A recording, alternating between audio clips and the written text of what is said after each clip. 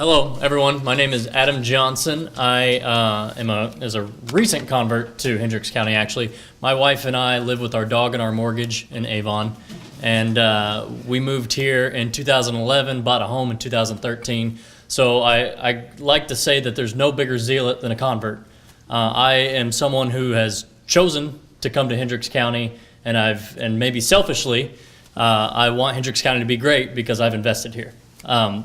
So with that, my experience, I graduated from Indiana University in 2011. I worked for the House of Representatives as a staffer for a couple of years. I worked on the Ag Committee, so I certainly know the agriculture issues that especially the western side of this county faces.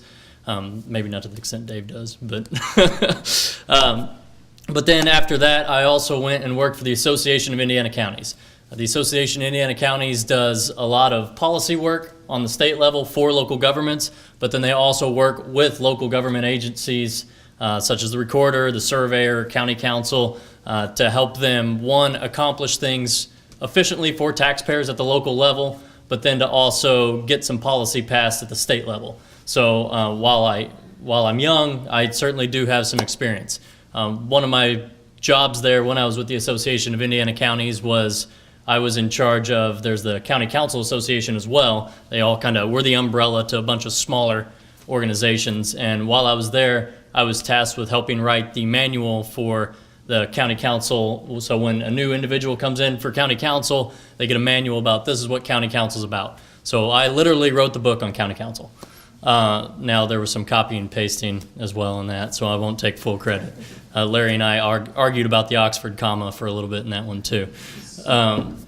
But so that's where my local government experience comes in. I've certainly done a lot at that level, though not ever been an elected official.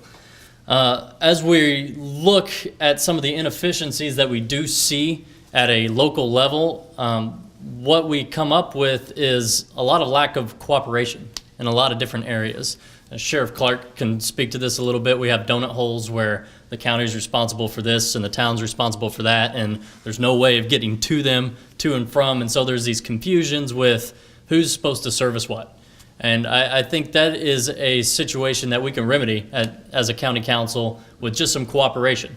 Now, I know Sheriff Clark has worked with different law enforcement agencies to cut back on that, but at the county council level, there is different office holders that also need money for this or need money for that, and they could be sharing amongst each other. And so that cooperation and having someone on the council that understands what all these different offices at the greater county level need and must have in order to function well and efficiently, that is something that I do have some experience in because I've worked with all those 9 different countywide elected official offices.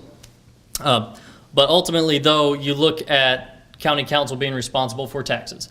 We have $400 million come in tax revenue last year. We spent $399 million. So we spend most of what we take in. We have about $100 million cash on hand here in the county at the moment through a bunch of different agencies. So you see that we have a lot of money coming in. We don't need to raise taxes in that sense.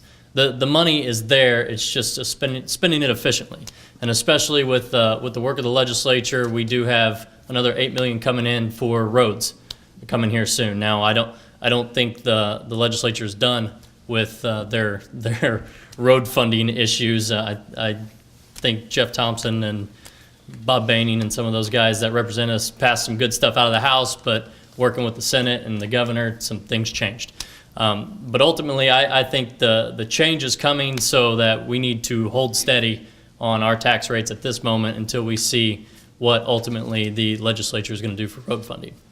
But with that, I have about a minute left, so I'll kind of close up here.